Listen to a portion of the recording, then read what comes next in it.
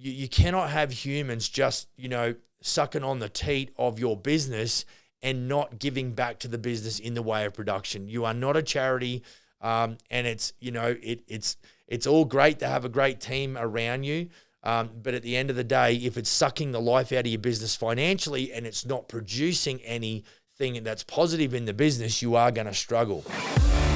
How old are you going to be before you start to experience life like you want it? I want to tell you right now, whether you like it or not, there is a better way to do business.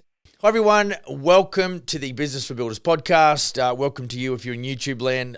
My name's Max. I'm the resident CEO here at Smith & Sons and your host. As usual, like and subscribe, tick the bell. Feel free to email me at max@businessforbuilders.ca and want to provide you with some more value today. As usual, hope you're doing well. Hope business is booming. I know here in the west coast of Canada, we've got, the snow is gone. It's still a little bit overcast and a little bit cold outside, but the snow is gone for real. And we're looking forward to a really nice spring and hopefully a very productive and profitable year.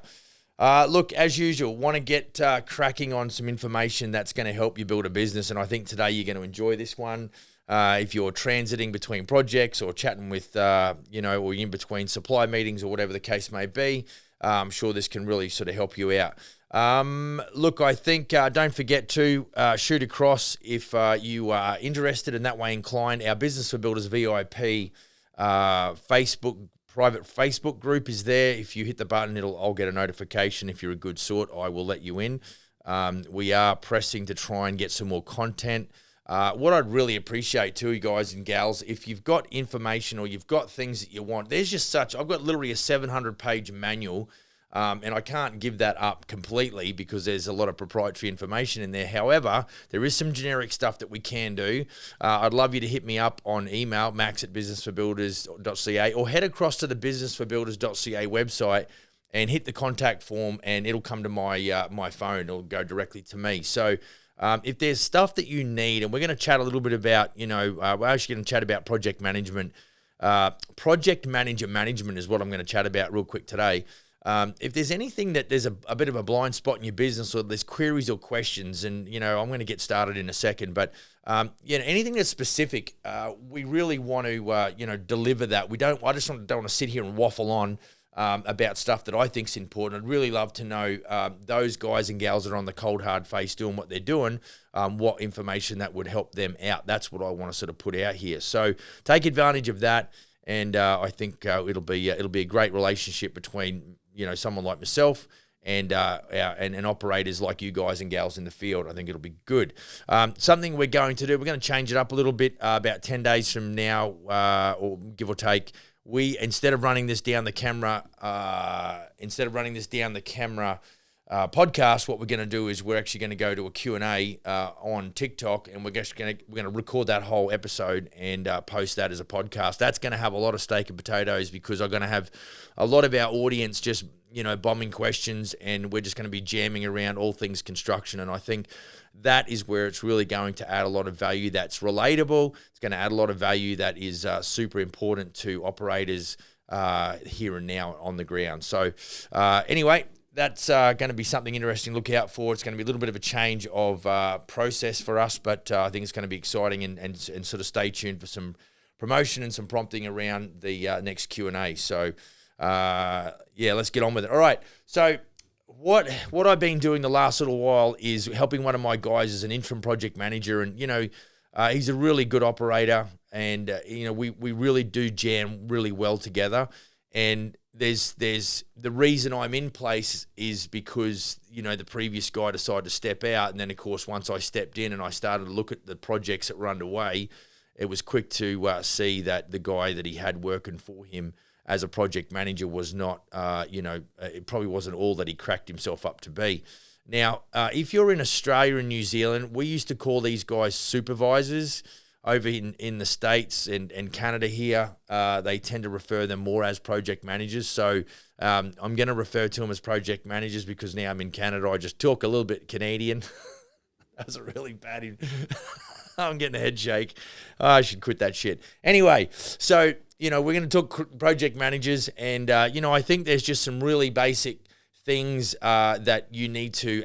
Now, the reason we're going to talk about this is because interesting. I was driving around with Mike yesterday, and I said to him as we left the project, it's like, this is why, because what we had an incident whereby there was some breakdown in communication between the interior designer and the client and the cabinet maker and the builder, where the builder was kept out of the loop. And there was a lot of, we were sort of scrambling to get this one cabinet corrected and things like that. And why did it happen? And, the plumbing pipe's not the right spot and all this sort of business. And there was one electrical outlet that was right on a gable. And it's like, how did that happen? And there's a pot light, or if you're in Australia, New Zealand, there was a down light that was supposed to be in this open cabinet, but it was supposed to be in the center, and it was like 4, 5, 6 inches to the right. And it's like, how does this happen? And there's just, so at the moment, I'm currently banging on about electrical plans to make sure that everything's detailed and there's measurements and everyone's communicating. But, as we drove away from that project, I said, this is why builders have a hard time, because if they've got a few projects on the go and they've got the shit hitting the fan on a couple of fronts with a couple of jobs with a couple of clients, all of a sudden production drops off because they're busy trying to manage the project.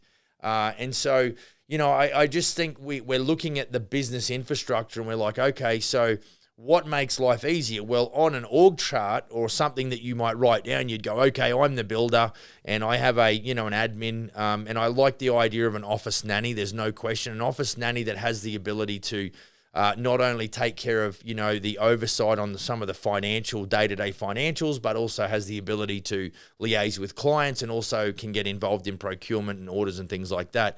So it's a bit of a multitasking role. Not that I believe in multitasking, but it's got there's multiple facets. And I think obviously we need a good network of reliable trades, and of course we need quality supplies. But there's also this project management role, which allows the builder, to be able to concentrate on business development and sales and management of the actual business itself. And yet the hardest thing that is, it's like anything, trying to find a good human to be your project manager is super difficult. And of course, we joke about cloning ourselves all the time, and I'm sure you have as well. And it's, of course, we'd love that technology to catch up, because that would be awesome, because all of us are the best. We just ask us, we'll tell you. But okay, so what I want to quickly go on is in my travels over the last, let's say, 4 to 6 weeks, working project management, having to wipe the ass of the previous project manager because he couldn't organize, I won't say what, but he couldn't, it was such a cluster that it just took time to get through and to catch up and, round up all the kittens. And so what I'm going to quickly do is, if you are in need of somebody to manage projects or supervise projects, I believe that it is it's a good option to get a project manager or a superintendent or a supervisor. However, you must manage them. You need to manage your project managers, because what happened was that the builder that I'm working for, let's say currently, there was too much distance and not enough communication, not enough accountability between him and his project manager or his superintendent or supervisor. And what happened was that there was no corrections being made because of that lack of oversight. And so you don't want to be a micromanager. I'm not saying that, you guys and gals, you might have challenges with that. I do to a certain degree. It's like, get out of my way, I'll do it myself, that kind of thing. Leverage gives you lifestyle.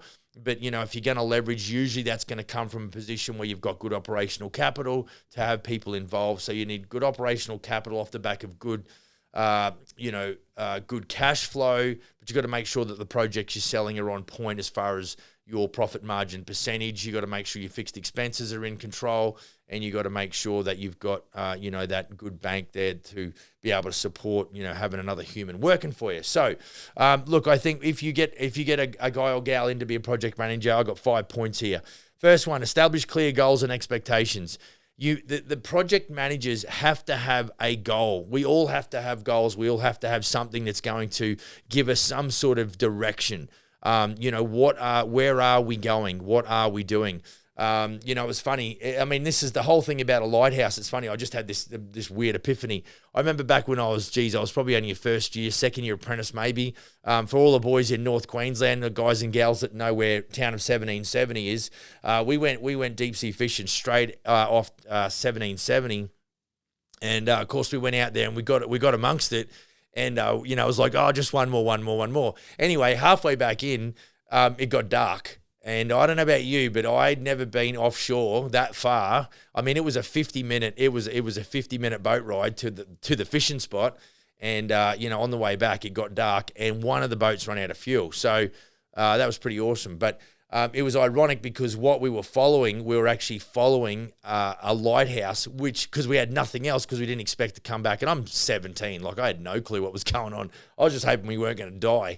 And they're following this lighthouse, except that lighthouse was in Gladstone. So if you're a Queenslander or, you're in Australia and you're familiar with the East Coast, and you'll know that there's a little bit of a difference between 1770 and Gladstone.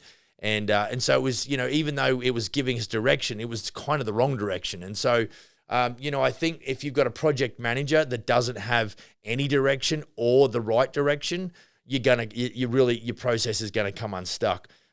You really got to sit down and it's a worry to me what's encouraging to me is if I was a builder and I was looking for the services of a project manager and he asked me, Max, what's the KPIs? What are the things that I've got to do each week, each month that is going to help push the business forward and is going to help me keep my job and keep the projects on track? Because if you're a good operator as a builder and you know your finances, you'll know that, right, my break-even point is this much.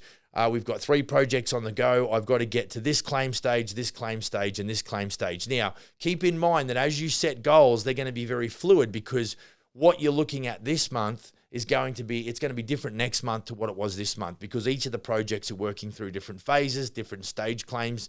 And that's specifically, I'm always talking from a fixed price building contract standpoint. I'm not talking about cost plus. Cost plus, I guess, at some point can be a little bit laissez-faire, kind of laid back or whatever. It's like, we'll finish when we finish. The problem is the longer the project goes, the more irritated the clients get. And then all of a sudden, you're the builder putting pressure on your project manager to get shit done. And, mate, stuff takes as long as it's going to take. And so now you find yourself in a bit of a bind because the clients have got no patience left and you've still got a shit ton of work to get through. So you really got to, understand what's expected. Or your project manager has to understand what's expected so that they can go and execute accordingly. So, it's really important that they understand what the macro goal, specifically claim stages. Side note, if you had a salesperson working, you would have to, the expectation that you would have on them is we've got to make, $100,000 worth of sales every month or whatever the case may be to suit your business. And this is why there's no one-off, like this is the silver bullet, this is the magic elixir. It's because each of your guys' and gals' business is different. And each of you go about business a different way. Each of you've got different skill sets, certainly different people skills, which is a lot of what it takes in, business to be successful. Is to be personal and professional and relatable and all that sort of jazz. And so, it's certainly difficult, if you're not that way inclined, even to start building a team around you to give you some lifestyle. Okay, so the second point here I've got is set up regular check-ins.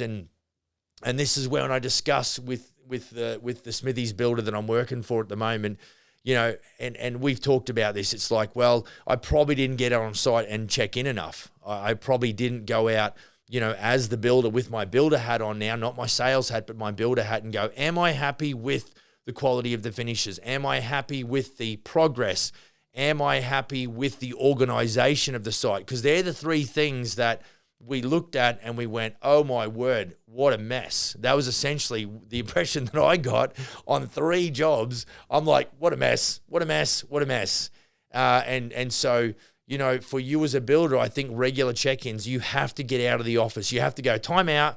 Okay, I know we've got stuff going on with clients and sales and things like that, but I am telling you, if you sell the expectation to the client that you're going to deliver at a certain level and your project manager doesn't understand what that finished level looks like, both at the end of the day, end of the project, but also along the way, then there's going to be problems. So the idea about check-ins is not to micromanage. The idea is to go, okay, where is this guy or gal, project manager doing well, and where are they really not living up to my expectations as their employer, as their builder. And so that was why I think a lot of the time what we see a lot of, and I'm not saying it's a Canadian thing, I think it's a human thing. We always talk a big game. We always overstate, our expertise and our ability. But it's when the rubber meets the road, when the clutch drops, the bullshit stops, and we certainly know who can run the fastest. And so, that check-in is going to give you the feedback that you need to be able to ascertain whether or not this guy or gal project manager is going to have any long-term, participation in your business based on their ability to deliver. So give them some time. I think, even for me, having a bit of a backlog to deal with. It took me 30 days to really just get my head around, because there was, these projects were midway. And so getting up to speed, I've not been involved in the evolution of the project. So it's like, I have no idea. So, my head was in the specifications and the interior design package and things like that. And even to date, I'm still kind of just figuring it out on the fly. It's like I'm building this airplane as we go down the runway and trying to get lift. So, the check-in process, I think you've got to give them 30 days just to find their groove. And then sooner enough, between the 30 and 60-day mark, you'll know whether or not this guy or gal is a player or is not a player. Now, point number 3, implement a project management system. Folks, I spend, this is an intangible. I feel this when I'm in a project management role, which currently I'm sort of balancing between that and my CEO duties. There's so much, someone once said to me, an axeman never loses time sharpening his axe. And so for me, sharpening that axe is sitting down in front of a project management system or software and mapping it out. I love the Gantt chart. Now, it's the most simplistic thing in the world. It's got tasks down one side. It's got nothing to do with materials or anything like that. It's literally task. What needs to happen? I can then set a start date. I can join all of those tasks together. I can set durations, for each of those tasks. And what I can literally do is in an hour, I can sit down and map out from go to woe or from start to finish. And then what that does is that helps me manage. I sit down with the builder and go, matter of fact, one of the last ones I just did, I said, what was your completion date? And I was somewhere in the vicinity of the 28th of August or something like that. And he sort of said, well, it's 21st of August on the contract. And so that's a great indication, because I was literally only 7 days beyond. And I had allowed some fairly comfortable, I was fairly conservative in some of my task durations, that I was able to really nail down a very similar date to what the builder wanted, which is encouraging. And I think that's, just a side note, I think that the reason that I'm having a really good time with Mike and working, for him as his proxy or his interim project manager is there's really good chemistry. We do really think alike. And so guys and gals, side note, if you have got a project manager, it's, you want that level of professionalism for sure. But I think it's super important too that there is, it's always like, we always just speak it how it is and there's no offense taken. And I think the fact that, we both got, healthy egos, but we've also got a high, or an equal level. And I say this often, ego and humility in equal measures. That's what makes the system fly really well. And the fact that, things, Mike's really teachable. I want to know from him what his struggles are, because it actually helps me as I develop the Smith & Sons brand and business. And so, it's a really good, what I'd call a no-lose situation, a win-win. It's so, I think it's important that when you're talking about systemizing, and I'm classed as an old boy compared to him. He's 12 or 15 years my junior, and he's very tech savvy. And I talk a lot about, having a strong ethic towards tech, and yet this guy just eats me for breakfast, and it's funny because I'm like, well, I want to print that out and give that to the electrician because I need to write on paper. So, having a project management system is absolutely imperative. And it certainly does help the office communicate with the site, and it makes sure that, you've got everything accounted for. Excel spreadsheets are good if you're a ninja on them. I just find there's a lot of double entry, and there's so much that can happen. I can get text messages and emails from this project management system, and it really does help prompt me. Everybody needs a coach, and so in some ways, your project management system can be your coach or your virtual assistant or whatever the case may be. But you definitely need to be able to have that, to be able to set up what I would call a time budget for the project. And then, of course, what that can do is it can then help your project manager and you, the builder, ascertain, okay, are we on schedule? Are we ahead of schedule? Are we behind schedule? So it's your time budgets and your financial budgets, no different to, your project management system giving you ability to have a financial budget. And then as you build the project, you can compare your actual spend to, what your budget was financially. So, we're talking about, because time's money, we've all heard that, a bit cliched, but, if you can finish a project, a month ahead of schedule, then you haven't had to invest your office resources or company resources in managing that project. So essentially that's a financial win because you've done the job efficiently. Point number 4, provide regular feedback. So this is where, I think good, bad, and ugly. It's got to be about open communication. If you've got a project manager who he or she thinks his or her shit does not stink, and they can't put a foot wrong, they're serious, too much ego, not enough humility, and they lack teachability, they lack maturity. The chemistry between you and them is going to be stretched. It may not be existent at all.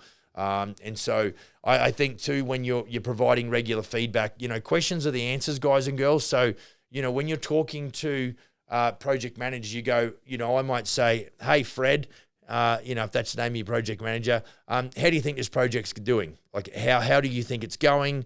I notice you've got open wall frames here. You've still got the electrician, but you've got some walls finished. There's some, mudding and taping or setting happening. You've also got a tiler here in one bathroom. How do you, and then of course that starts to enlarge the conversation, because he or she will start to explain to you what's going on, and all of a sudden it's giving you a message. So for me, which is what I walked into, where I had 4 trades there at once that typically were not there. You don't have the electrical guy, you don't have the electrician there, the drywaller, the tiler, and the mudder taper or the setter there. You don't have those 4 there simultaneously. It's not on my Gantt chart. They're not happening simultaneously or in parallel. They're happening in series. And so that can start to open up the Pandora's box of conversation around, I'm not sure that you know what you're doing type of conversation. Alternatively, is that you walk in there, and if, for me as a builder, me personally, when I walk into a job, like currently now, we have cabinets going on one job that was a cluster. We've got painters in another one, only painters. That was a cluster as well. And of course, the other one that I looked at, that one's been finished. And so I'm starting to round up all of these kittens, and now we're starting to get direction, and we're starting to roll in phases.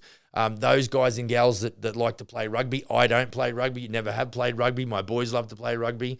But they talk about phases of play. So the ruck and maul, another phase, another phase, another phase.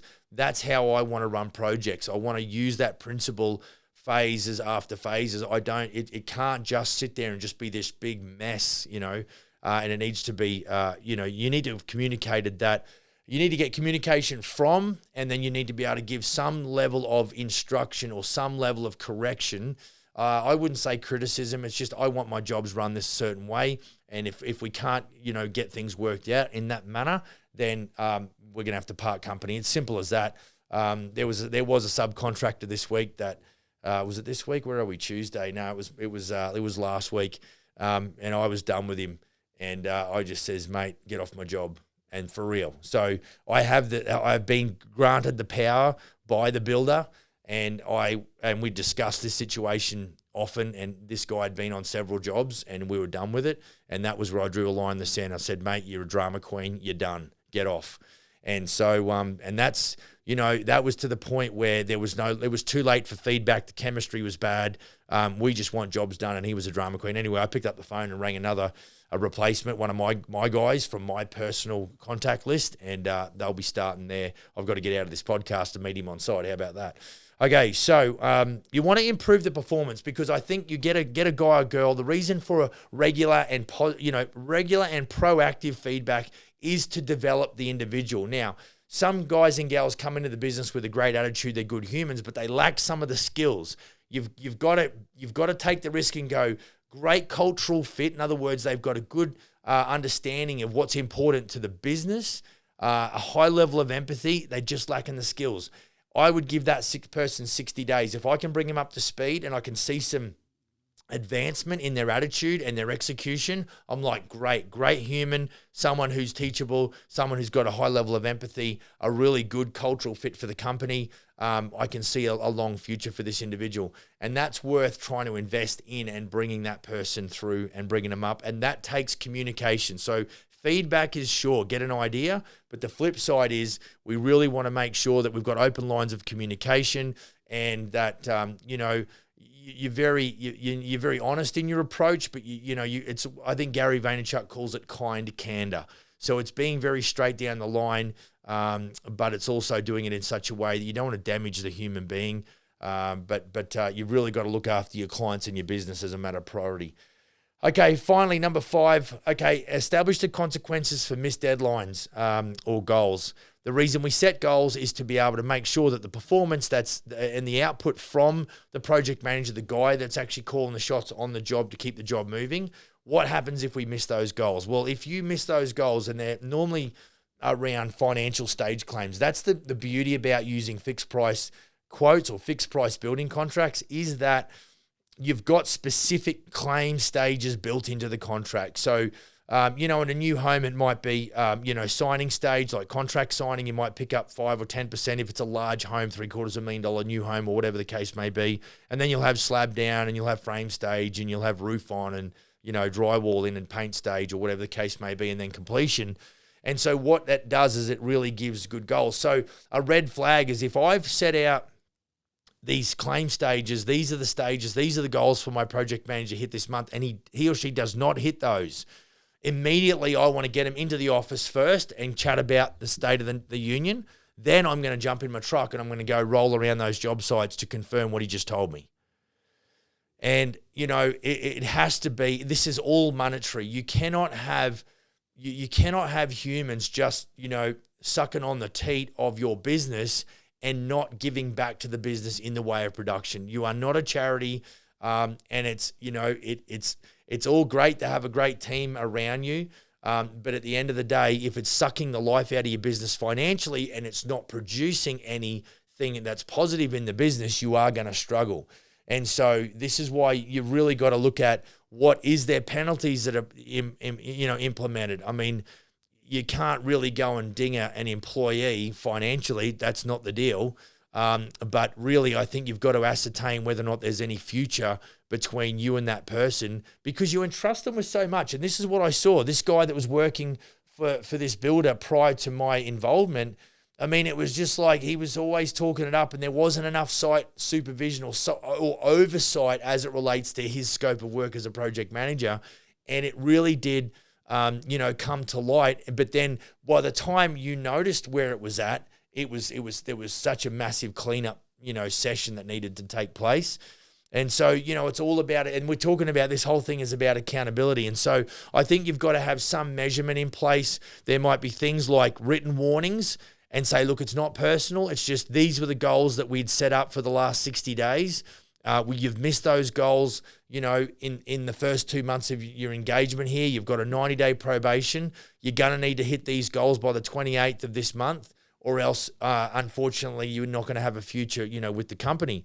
And so within 90 days, if this person hasn't been able to execute and show you categorically how they can run a project in an organized fashion, be really good at dealing with subcontractors, be really, good at dealing with suppliers, making sure that everything is coordinated together. At that 90-day mark, if they haven't kicked that goal, then unfortunately, you're gonna struggle. So, look, guys and gals. So establish clear goals and expectations. That was the first point. Set up regular check-ins. That's the second point. Implement a project management system. That was the third point. Provide regular feedback. That's the fourth point. And establish consequences for missed deadlines or goals. That's what it's going to take to ensure that your project manager is delivering to you at the highest level and that your business is getting good return on investment for having that individual there. And we hope that helps a lot. Be sure to check us out go head across to the Business for Builders VIP Facebook group, the private Facebook. If you're good sort, I'll let you in. And I'm sure if you need anything else in the way of information, hit me up, max@businessforbuilders.ca. And we look forward to maybe catching you up on that live Q&A on TikTok pretty shortly. Give us about 10 days and we'll implement that and get started. So hope that helps. Go build a kick-ass business. See you on the next episode. Cheers.